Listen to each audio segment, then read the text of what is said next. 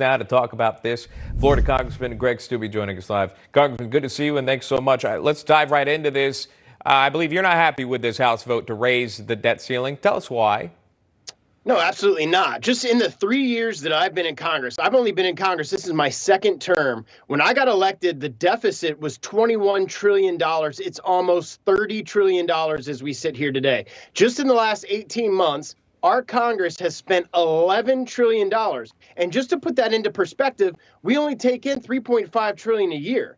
So Washington has a spending problem. So why in the world will we raise the debt ceiling to pay for a socialist welfare program for $5.5 more trillion that the White House wants to spend? It's completely the opposite direction that our country should be going right now. We should be reining in the spending and cutting spending in Washington, not increasing it. Speaker Pelosi has been very outspoken about many of the issues, Build Back Better plan, and obviously raising the debt limit.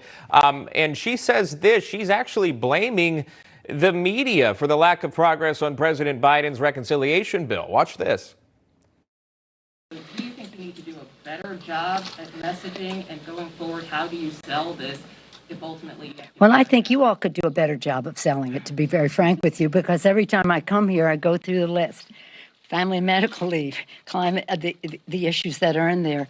And but it is true, it is hard to break through when you have such a comprehensive package. I mean, you almost have to laugh at that. The media is supposed to sell this bill. That's not the job of the media. Our job is to report the facts to the American people. Your thoughts? Well, you didn't know that the mainstream media and the liberal leftist media work for Speaker Pelosi to sell to the American people their liberal socialist programs? I mean, for the most part, the left-wing mainstream media is trying to cover for the Democrats and play defense for the Democrats on these horrible policies. But this bill is so bad that even Democrats are starting to push back. Even the mainstream media is like, well, I don't know, that's $5.5 trillion and all these socialist welfare programs, climate change, Green New Deal, you name it, it's all in there. Amnesty to 10 million illegal immigrants, you name it, it's all in there. And people are starting to push back once they're starting to find out what's actually in this $3.5 trillion spending bill. It's not just money, which is bad. It's all of these policy pieces that are tied to it. We know where Republicans stand with either the bipartisan infrastructure bill, but specifically the reconciliation bill on this. And we know the major players that are holding the reconciliation bill back, Sinema, Manchin, right, possibly Sanders, where he stands. Bottom line is this, Congressman, do you think either piece of Biden's multi-trillion-dollar spending plans, do they ever pass?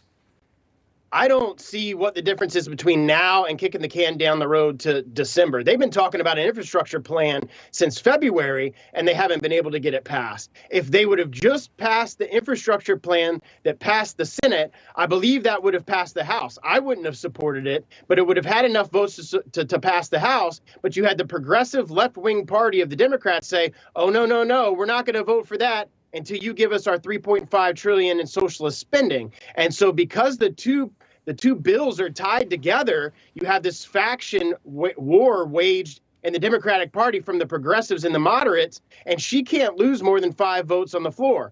All the Republicans are not going to vote for the $3.5 trillion in spending. So if they don't have the votes now, I don't know what's going to change between now and December that's going to give them the votes to pass all these spending bills. Do you think the Democrats are up against a deadline in terms of the midterm elections on this reconciliation bill?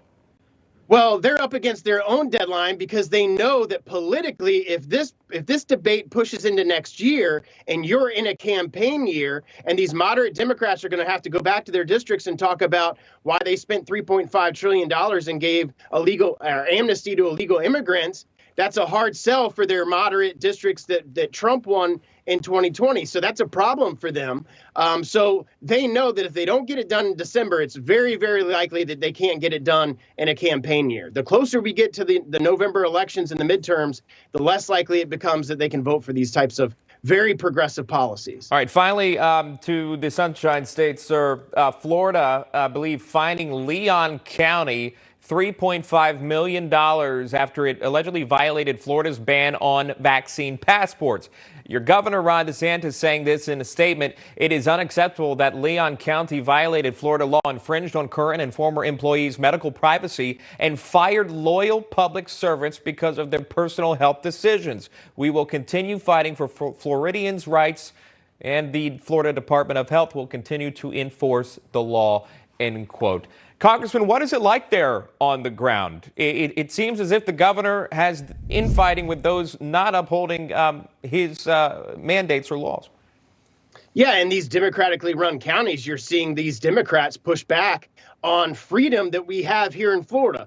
People are flocking to Florida because we have freedom, because we don't have vaccine mandates, because our children are going to classes in person without masks on, and people are streaming here every single day to Florida because of the freedoms that we have here. People in Florida don't want these mandates. People in Florida don't want to be told that in order to go to work or to have a job that they have to get the vaccine if that's not what they want, that's best for their own health decisions. So I support what the governor has done here, and we'll continue as Republicans to fight for freedom and liberty here in the state of Florida. Congressman Greg Steube of Florida. Congressman, good to see you. Thank you for your time. We appreciate that. Thank you. Anytime.